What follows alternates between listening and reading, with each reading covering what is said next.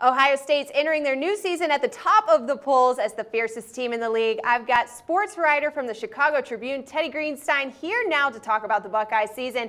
Thanks for joining us, Teddy. Everyone is riding Ohio State to be back in the playoffs this season, but 2 losses in their season could kill that chance. Do you think Michigan State or any of the non-conference teams on their schedule could upset the Buckeyes this season? Well, Megan, I think that first game, at Virginia Tech is no gimme, especially with the suspensions, with losing Joey Bosa and some key offensive players. I think it's going to be so much pressure on Ohio State in that game. There's going to be one quarterback, either J.T. Barrett or Cardale Jones, who's got the world on his shoulders because half the fan base is going to think the other guy should have been starting.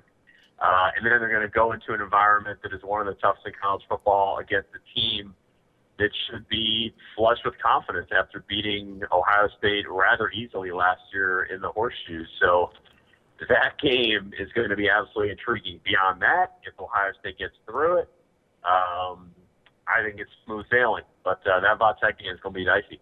All right, but what about Michigan State? You don't think that they've got a shot at taking the Buckeyes at the very end of the season?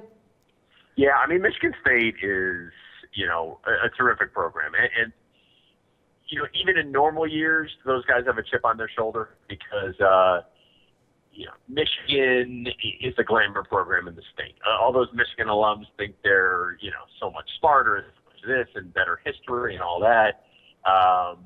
Look at it this way. Michigan State's top rival is Michigan, but Michigan's top rival is Ohio State. So, this year feeds into it even more because Michigan State feels like, they're getting the third most attention in their own division in the Big Ten East because Jim Harbaugh and Michigan and obviously Ohio State are getting a ton. So Michigan State is a terrific program. You never underestimate them, especially with all the NFL talent and all the veterans they got coming back on that roster. All right, well, what about the Buckeyes in the BCS championship this time, Teddy? Do you think that the Buckeyes will be able to take it all the way? So we're moving ahead to January, huh, Megan? I want some early predictions here.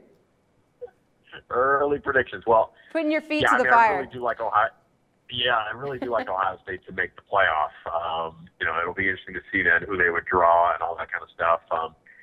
So if we're looking ahead to January, which is a little tough because, look at it this way. Ohio State, after the Buckeyes lost to Virginia Tech last year, a lot of people thought that team would be eliminated from the playoffs. They were outside the top 10 even in mid-October. So there could be a team that sneaks up, but assuming Ohio State gets in, that's a team that has the best roster up and down.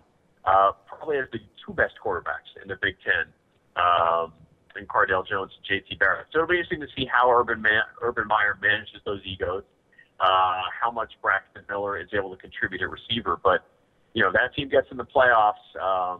It doesn't look like there's a super dominant team from the SEC or Pac-12, so I think Ohio State would be favored to get it done. All right, once again, Chicago Tribune sports writer Teddy Greenstein, thanks so much for joining us. And for more of an inside edge on the upcoming college football season, keep it locked right here with us at Sportsbook Review.